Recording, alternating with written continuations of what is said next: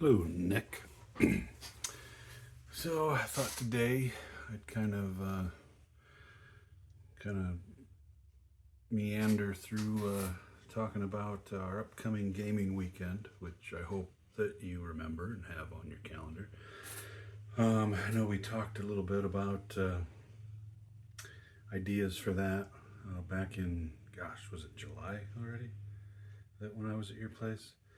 Um, Man, I have had a lot of plans for videos and just haven't got to them. One of them was to kind of give a recap of the gaming weekend at your house, and I still have my pack of stack from there that I had to dos that I never to done. So still got that to do, but meant to kind of get into this maybe a month earlier, but just I don't know, motivation. Maybe at the end of this I can talk about motivation or lack of it. But finally have gotten into this over the past week. Dungeon Universalis. I know we were talking about that and whether we should jump into it, and I don't know. I kind of think we should. Had to discuss some of our other activities we normally do and see if we can fit them in, but not. I've not even looked at the basic. From I don't know what I heard, but I think I don't know if it's a totally different game, but it's different enough that you might as well not bother. You might as well just go straight in for the full game. I don't know if the rules reference if you can reuse that or if that's got differences, but anyway, not gonna look at that. Been looking at this, and I'm already learning about the automated dark player, and so far, I think everything makes sense of how you do things. There's going to be a lot of little things that you miss going through, and so got to take things a little slow. The first times, but there's a lot of like modifiers that I'm sure that I'll forget. The first time we do things until we look something up and then we were supposed to take that into account there and stuff. So just kind of a heads up that I'm getting into this. So I don't know if you want to start getting into it too. I had the idea, maybe I'd make some videos of certain aspects of it to help us learn it. But I don't. There's videos online that do that sort of thing too. So I don't know if that's really that useful. I did have the thought like maybe once I got through here with how things work, maybe I could just set up a little thing with some of the pre-made characters and kind of run through some combats with a video just to try to kind of get the flow down. The the automated dark player doesn't seem that bad. The only thing would be with the with the quests. Who's ever looking in the book would maybe know what the overall dungeon layout would look out like, but there is an app that you can use that kind of hides that, so maybe we can look into that to use that. I haven't even gotten to like the campaign stuff, the overland map, right here, which this stuff looks ultra cool to me, so definitely want to get into that. But and I haven't I kind of like it too. I haven't even gotten to making characters yet. I don't know how involved it is, but the kind of going through the combats and skill use and stuff kind of gives you an idea before you get into like, what do I even want to be? And so kind of another thing to decide. Do we go through character creation, or do we just use one of the pre-mades for our use? I'm sure we'll probably decide to make our own, because you love to give birth to your own ideas. And then another thing we'll have to decide is whether we each use one character, and maybe we can bring in some mercenaries or pets, and or if we want to go with like 2 characters each. I could see 2 characters giving a little more variety, but then I don't know how difficult that would be to handle. If that adds a lot of juggling and for when you're getting into it. So we'll have to, I don't know, once you get familiar with the overall scope, and I do, I think we'd have a better idea for that. Looks pretty cool so far. Pretty easy reading. I think I don't know if I started reading this Monday or Tuesday. The only thing is, this is not made for old man eyes. I really need to get my eyes checked. But even with my readers, I found myself just taking them off to get up a little closer. This is rule book wise, quality. It's good. It's great. It's just a little unwieldy. Kind of I don't know. I mean, maybe this is European standard, but it's I don't know. It's kind of, even though it doesn't look like it's super thick, it's got some weight to it. A little unwieldy, but it should probably work. It's got an index in the back, which I've used. It takes me to some pages where it's like, man, I really have to work to find where it is on the page that I'm looking for, but that should be good. Quick rule reference here and back. I kind of wish these would have been maybe on separate cards, but I'm sure, I don't know, look on BGG, somebody's already made it, or maybe in some of the other boxes I haven't opened yet. Maybe there's already something like that. A lot of keywords and stuff, but I think it'll be good. So there you go. That's your heads up that I've embarked on this. So maybe you should too. One thing, if I do some videos of some little combats and stuff, I figure like maybe that'll help me come up with an idea on how to organize the cards and the tiles and the standees. But I don't know. I'll get into that some other time. But this does bring us to the, we'll have to make a decision. Do we devote the whole weekend to that? I think we could. It's, getting into it, and it's pretty big. Probably could just devote the whole weekend to it. But you know how much I love forcing you to play one of these with me. We've gone through Grossbeeren, Katzbach. Next would be Calm. I finally got around to looking at it today, and my first thought was, oof, that's not going to work. The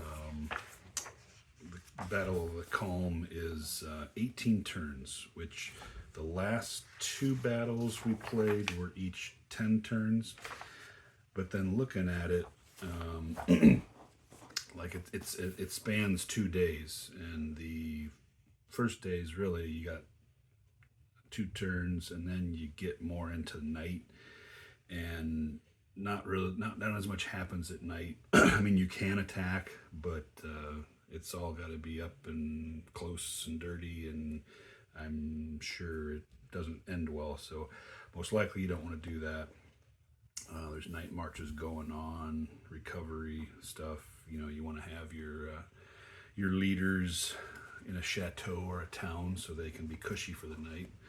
So that gets you a VP, and then we get into the next day where it's full out till the end. So I think really it would probably be somewhat lengthwise, similar to our other ones, even though it's longer. The forces for the French are pretty minimal.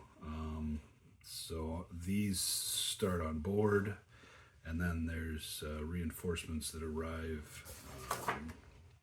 Yeah, so you got one that arrives on the very first turn, and then this on the next, and then the French are done unless they get any alternates, which are rarity. I think, what is it? Do you roll 2d6 and you get a 2 or 3 on every turn? So that's somewhat rare. The coalition, these two forces start with a march order, and then these start on the board, and then these guys show up the next day, and some pretty minor alternate reinforcements, it looks like. So I don't think, size wise with the forces, it's not bad. On the map, I looked a little bit before this. I don't know if you can see all of this, but what this was I think the French were pursuing after the Battle of Dresden, and this is Vandamme. His forces kind of start in here. Those two force marches are one force is here, one force is here, and they're both trying to make their way down here. And then there's coalition forces kind of in here. And ultimately, Vandamme was able to seize Calm, and then I think Stratton and Preston kind of went back and forth. And I think some coalition forces come from up here eventually, and it's eventually I think Vandamme was forced out. So here's the 3 victory hexes. So that'll give you victory points. Having your leaders overnight in towns or chateaus get you victory points, and then the casualties. Looks like another hard one for the French, but I don't know. I think it's doable. Have to see about it. See what your thoughts are. If you're tired of it yet and don't ever want to play me again, but hope that's not the case. I had thought after last year, the next battle we would play, we'd get the cards in, but I don't know if we're gonna have this as a side game to get through. When we've got Dungeon Universalis as the big game, maybe we don't do that yet. Maybe we wait until there's a smaller battle that we get in, and when we have more time to devote to it. I had thought maybe we could do Bonaparte overruns Piedmont, because I was thinking those were maybe smaller unit density battles, but I looked at the first one and it seems like there's a lot going on and a lot of turns, so that could be a no-go there. So I don't know, maybe Bonaparte in the quadrilateral would be better for that. I don't know. I know there's some scenario I've seen that is a nice little low density kind of maneuver that might be interesting to introduce cards into, but I gotta find which one that is. Let's see. All right. So there's that. There's also our ongoing Hood Strikes North game. We'd have to decide, I found it pretty interesting, the situation we left it last year. I almost kind of feel like one more session and you'll totally crush me for what how I overextended myself, but I don't know. I have to see what you think, what you think we can possibly accomplish. So let's see, where are we at? How much time I got going on here? I've only been talking, maybe around 15 minutes. So let's see, motivation. Man, I don't know, lately, I just have very little motivation. I was pretty happy to get myself to get that box open of Done and start reading it. But I don't know. If not for the Mike Lambo game that I got, which thank heavens I did, I would be coming in here and just staring at the walls. I know our last get together, you'd given me this to read, and I have read. I've read the prologue and the preface, and just not into reading it. I don't know. I don't know what it is.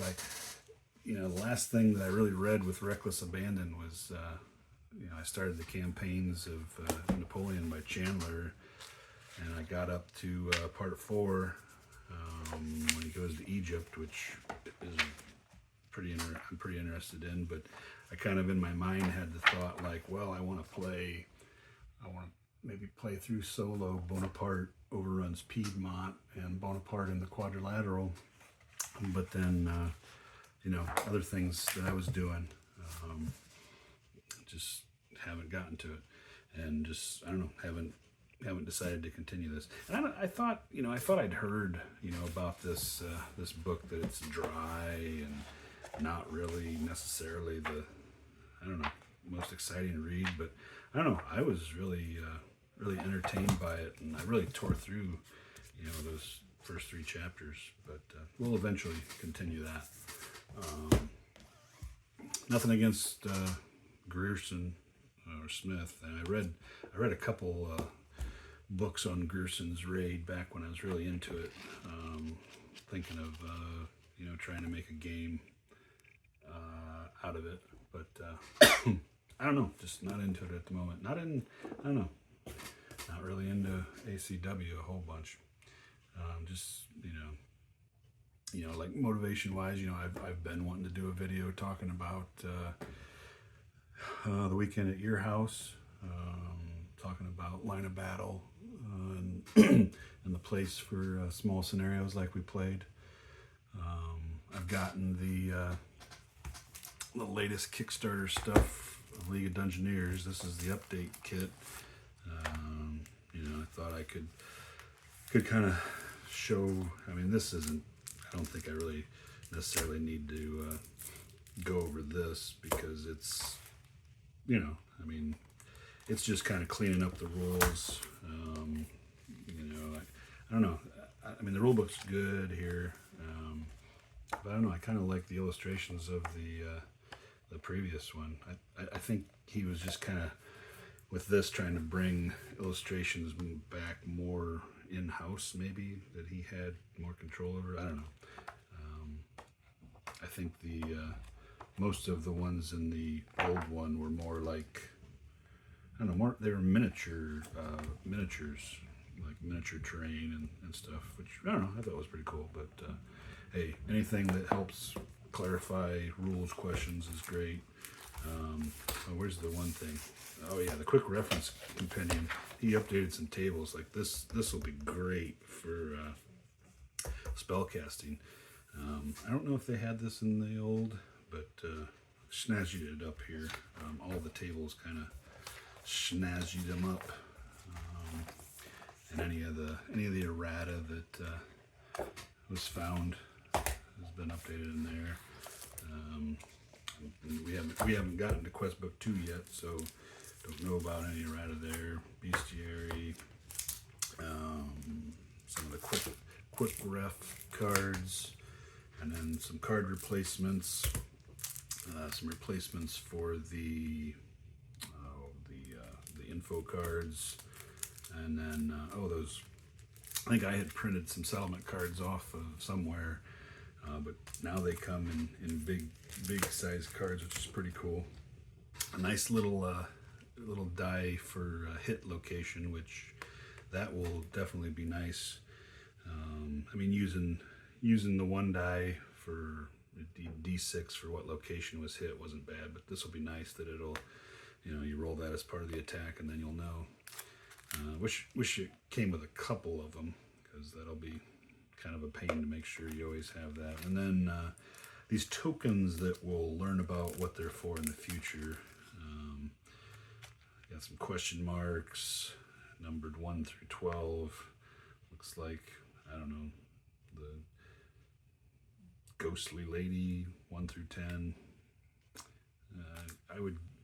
So these backs, I would guess maybe some sort of scenario where you put these around the map, and you know, when you find a certain one, or maybe different things happen. These are numbered the same on both sides, so it's not like you're going to be surprised. But hey, anything's cool.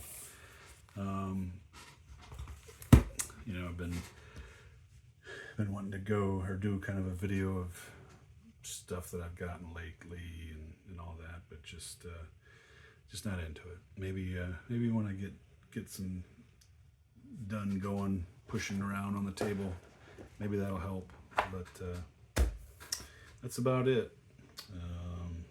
Hope you're doing well, and yeah, make sure that you have that weekend set aside, and we'll have a blast. So hey, talk to you later. Have a good one.